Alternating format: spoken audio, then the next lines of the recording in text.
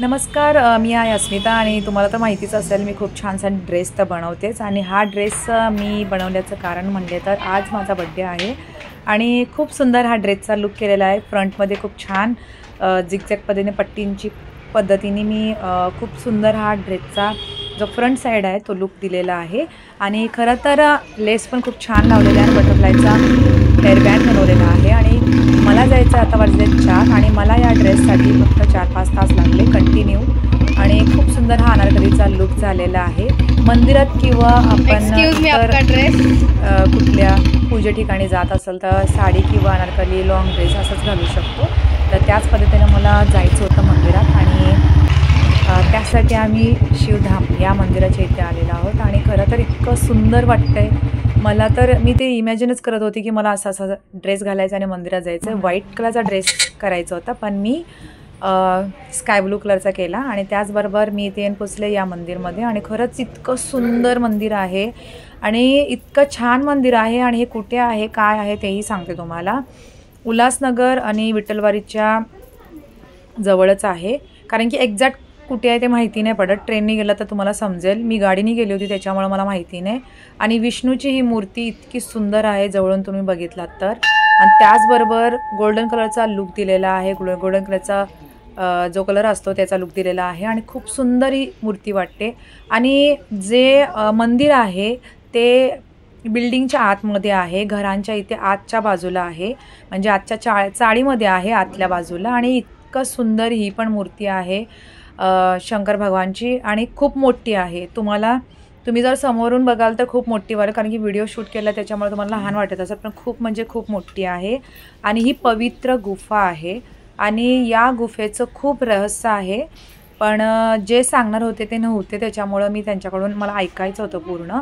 पवित्र गुफामध्ये सगळ्या देवांच्या मूर्त्या आहेत आणि खूप सुंदर। मी इथे हे सेकंड टाईमला आले आणि त्याच अगोदर माझ्या मिस्टरांचा बड्डे होता तेव्हा आली होती आणि इतकं छान वाटतंय ना की म्हणजे असं वाटतंय की आपण वैष्णोदेवीला ज्या गुफेमधून छोट्याशा गुफेमधून आपण कसं जातो त्याप्रमाणे इथे आहे आणि इतकं छान वाटतंय। कारण की आणि गुफेमध्ये असं होतं की इथे व्हिडिओ शूट करायचा नव्हता, फक्त तुम्हाला माहिती व्हायसाठी, तुम्हाला म्हणजे तुम्ही इथे येऊन दर्शन घ्या, सगळ्या देवांचं तुम्ही दर्शन घेऊ शकता आणि त्याचबरोबर अष्टविनायकचं पण दर्शन घेऊ शकता। आणि मी व्हिडिओ तुम्हाला फक्त नॉर्मली बेसिकली थोडं काढलेलं आहे आणि ते बी काढायचं नव्हतं, पण तुम्हाला माहिती पडायसाठी म्हणून मी काढलेलं आहे। कारण की इथे गुफा म्हटलं तर इतकी सुंदर आहे, आतमध्ये आल्यानंतर इतकं छान वाटतं आणि इतकं स्वच्छता आहे इथे, खूप म्हणजे खूप स्वच्छता आहे। आणि इथे 108 शिवलिंग आहेत, त्याच्यावरती पॉईंट ठेवून तुम्ही तुमचं काहीतरी जे काही इच्छा असेल ते तुम्ही मागून वगैरे ठेवू शकता। तर खरं तर सगळ्या शिवलिंगवरती आहे ना 1-1 रुपया ठेवलेच होते, पण समजा आमच्या दोघांच्यासाठी मी पण हुडकत होती की कुठल्या शिवलिंगावरती कॉईन नाही आहे, पण आम्ही पण दोघांनी ठेवलं, कारण की आम्हाला 12 ज्योतिर्लिंग पूर्ण कंप्लीट करायचं आहे। आणि मला तर आज तर मी एका 12 ज्योतिर्लिंगमधून आजच्या एक दिवशी मी जाणारच होते कुठेतरी, पण काही प्रॉब्लेम होते त्याच्यामुळे मी गेलेली नाही आहे। आणि खरं तर हे 108 शिवलिंग आहेत आणि त्याच्यावरती पाणी हे टायमावरती सोडत राहतात आणि इतकं सुंदर वाटतं हे बघायला, पण खूप म्हणजे खूप छोटे आहेत। आणि मलाही एक शिवलिंग मिळालं, सगळ्या शिवलिंगवरती कॉईन्स आहेत, सगळ्या शिवलिंगवरती, तर मी तेच हुडकत होती पण भेटलं। आणि गणपतीची मूर्ती असो या जे माता राणी म्हणजे वैष्णोदेवीची मूर्ती असो, खूप सुंदर छान सजवलेलं आहे, असं वाटतं की मन प्रसन्न वाटतं खरंच।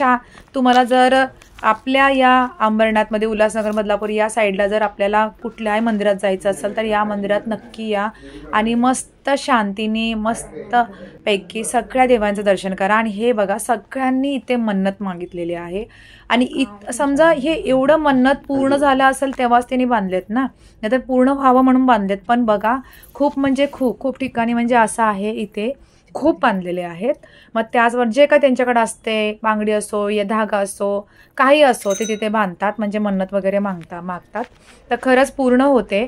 आणि त्याचबरोबर गुफा खूप म्हणजे खूप सुंदर आहे आणि हे एक सुंदरसं गुफा आहे, त्यामध्ये तुम्हाला शंकर भगवानची मूर्ती दिसते काचेच्या आतमधून, म्हणजे जी गुफा आहे त्याच्यामध्ये। आम्ही दर्शन घेतल्यानंतर आम्ही निघालो दुसऱ्या शंकर भगवानच्या इथे मंदिरात, तर तिथेही इतकं छान होतं. म्हणजे बघा आपल्या बदलापूरमध्ये आणि मांजर्ली गाव आहे, मांजर्ली गावच्या मांजर्ली जिथे गाव येईल तिथेच तुम्ही ज्ञानप्रभा म्हणून आणि विद्यापीठ म्हणून तिथे विचारलात किंवा 12 ज्योतिर्लिंग मंदिर कुठं आहे विचारलात, हे पण आहे ना एक बिल्डिंग वगैरे आहे आजूबाजूला वरच्या साईडला. म्हणजे असं जसं आपलं हे डोंगर असतं त्याचप्रमाणे वरच्या साईडला आहे आणि खूप छान परिसर पण आहे आणि इतकं छान इथे झाडांची गर्दी वगैरे आहे आणि इतकी छान छान झाडं आहेत इथे. तर हे विद्यापीठ आहे. मग त्याच तिथे खूप मंदिर पण बांधलेले आहेत. मंदिरामध्ये पण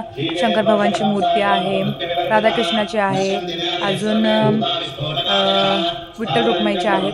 खूप छान आहे तिथे मंदिर. आणि हे ज्ञानप्रभा विद्यापीठ आहे. इथे मला असं वाटतंय म्हणजे मी जे पंडित होते ते तिथे नव्हते, ते तिथे म्हणजे त्यांच्या रूममध्ये होते आणि त्याचबरोबर त्यांचं जे मंत्र होतं, जे काय गुरुमंत्र होतं, जे काय त्यांची जी कथा होती ते सगळं ऐकत होते. आणि त्याचबरोबर ते चालू असतानाच खरंच इतकं छान वातावरण वाटत होतं.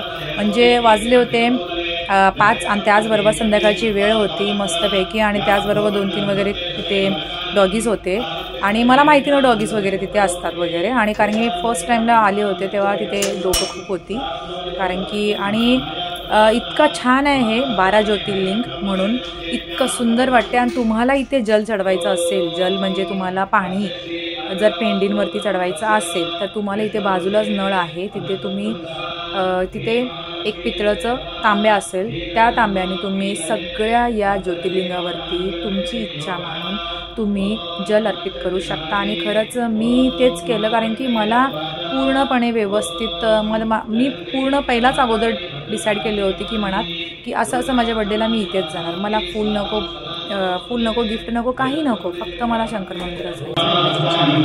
आणि त्याचबरोबर मी तेच केलं कारण की मी तिथे ज्या विठ्ठलवाडीच्या ज्या उल्हासनगरच्या इथे गेली शिवमंदिरात, तर मला इथेही जायचं होतं. अजून माझ्या इथे म्हणजे मी अंबरनाथला राहते त्यामुळे मला तर शिवमंदिरलाही जायचं होतं. पण शिवमंदिरला मी कधीही जाऊ शकते कारण मी स्वतःही जाऊ शकते. पण या ठिकाणी मला तर गाडीने त्यांच्याबरोबर जायला लागेल, मिस्टरांबरोबर.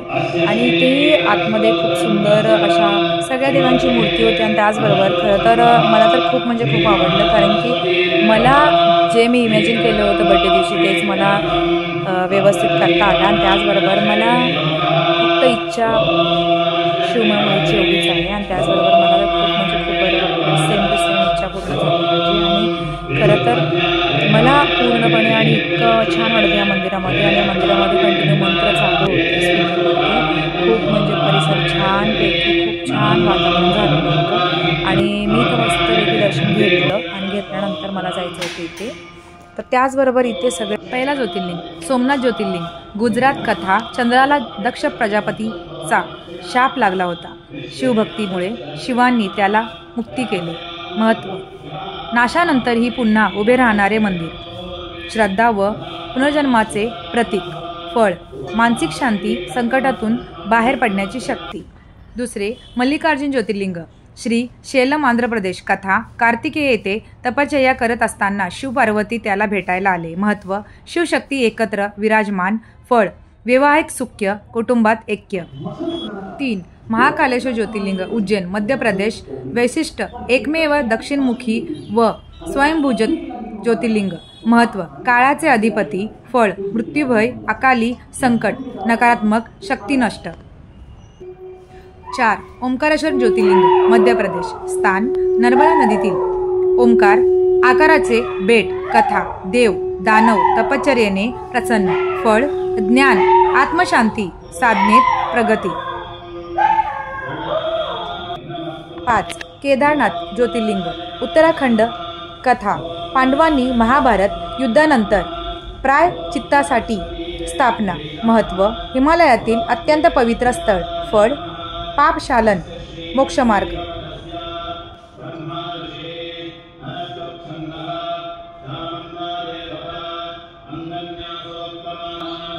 6. भीमाशंकर ज्योतिर्लिंग. ते महाराष्ट्रामध्ये आहे. कथा. शिवांनी त्रिपुरासुरांचा वध केला. महत्त्व. सह्याद्रीतील शक्तिस्थळ. फळ. शत्रुनाश, धैर्य व संरक्षण.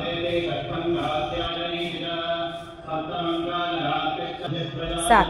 काशी विश्वनाथ ज्योतिर्लिंग वाराणसी उत्तर प्रदेश. महत्त्व. अविनाशी काशी पृथ्वीवरील मोक्षदार. श्रद्धा. येथे मृत्यू आल्यास थेट मोक्ष. फळ. जन्म मृत्यूच्या बंधनातून मुक्ती. 8. त्र्यंबकेश्वर ज्योतिर्लिंग नाशिक महाराष्ट्र. वैशिष्ट्य. 3 मुखांचे लिंग ब्रह्मा विष्णू महेश. स्थान.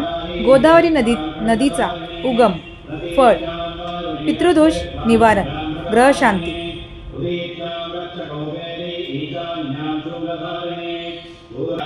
9. वेदनाथ ज्योतिर्लिंग देवघर झारखंड. कथा. रावणाने शिवांची पूजा केली. शिववेद रूपात प्रकट. महत्त्व. रोगनाशक. फळ. आरोग्य दीर्घायुष्य. 10. नागेश्वर ज्योतिर्लिंग द्वारका गुजरात. कथा. द्वारका असुरांचा नाश. महत्त्व. सर्पदोष काल सर्पदोष निवारण. फळ. भयमुक्ती जीवन संरक्षण.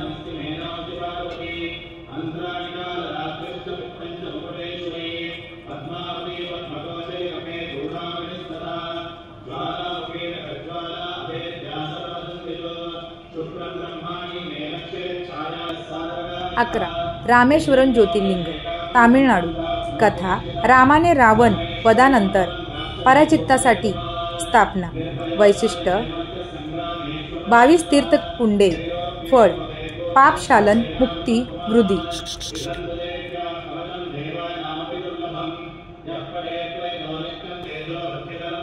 12वा ज्योतिर्लिंग ग्रशनेश्वर ज्योतिर्लिंग संभाजीनगर महाराष्ट्र. कथा. ग्रशना नावाच्या भक्तिनीतून प्रकट. महत्त्व. शिवांची भक्तवत्सलता. फळ. भक्ती संयम घरात सुख शांती. या इतकं सुंदर मंदिरमध्ये खरंच छानशी माझी पूजा झालेली आहे. माझ्या बड्डे दिवसांतरच मला इतकं छान वाटलेलं आहे. सुंदरशी पूजा झाल्यानंतर इतक्या मंत्रांमध्ये इतकी मंत्र व्यवस्थित चालू होती की जसं की बाजूला पंडित बसलेत आणि मी पूजा करते. तर खूप छान या परिसरामध्ये मंदिर आहे आणि 12 ज्योतिर्लिंगचं लिंग आहेत ते खूप सुंदर आहेत. आणि खरं इथे छोटे छोटे डॉग्स होते आणि त्यांना ते माझ्या पाठीपाठीच करत होते आणि त्यांना खरंच जाता जाता ते असे ते लोक बघत होते की जातानी आणि काहीतरी इच्छा असेल ना. पण मला माहिती नव्हती की ते डॉगी वगैरे होते पण त्यांना खाऊ वगैरे कधी घेऊन गेलं असतं. पण खरंच कोणी जर व्हिडिओ बघून माझं जात असतं तर खरंच या डॉगींना काहीतरी खायला घेऊन जावं. मी नेक्स्ट टाईम तर मी घेऊनच जाणार आहे कारण की मी इथून थोडं लांब राहते. तर त्याचबरोबर इथे छानसं म्हणजे इतकं सुंदर झाड आहे आणि हे झाड बेलाचं आहे. त्याच ठिकाणी एक मस्त छानसा दिवा लावलेला आहे आणि तिथं शंकर भगवानची मूर्ती ठेवलेली आहे म्हणजे छोटीशी पेंडी. आणि तिथे सुंदरसं हे झाड बघितल्यानंतर खरंच छान वाटलं. आणि इतकं मोठं बेलाचं झाड होतं आणि त्याचबरोबर आम्ही निघालो आमच्या घरी कारण की आणि पूर्ण टेकडी होती. टेकडीवरून आपल्याला उतरायचं होतं. तिथं आम्ही गाडी चालू केली नाही आहे.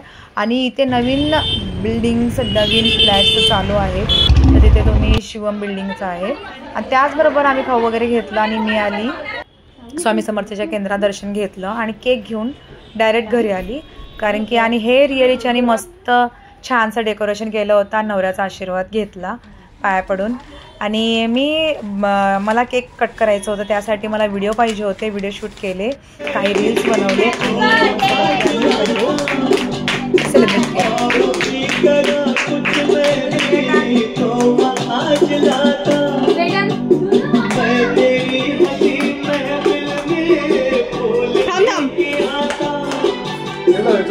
बड्डे तर मी बनवतच होते आणि त्याचबरोबर दिया या छकोलीने लावलं टीव्हीला मस्तपैकी गाणं. आणि त्याचबरोबर मी आम्ही कधीही बड्डे आमच्या घरामध्ये आम्ही कट केला तर आम्ही फक्त आमच्या रिश्तेदारांना ठेवतो आणि त्याच्यानंतरच सगळ्यांना केकचे जे स्लाइस आहेत ते आम्ही सगळ्यांना एक एक करून भरवतो. तर ते आमचा रूल हमेशाचा आहे आणि ते आम्ही तसंच करून भरतो.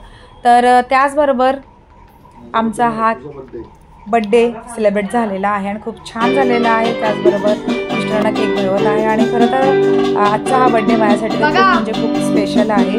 मला करोडो गिफ्टपेक्षा हे मला मंदिरात घेऊन गेले, मस्तपैकी दर्शन केले, तेच माझ्यासाठी खूप आहे. तर मस्तपैकी आम्ही मस्त सगळ्यांना केक वगैरे बनवला आणि रिअरचंही बनवले, मिस्टरने बनवले. तर माझा जर व्हिडिओ आवडला असेल तर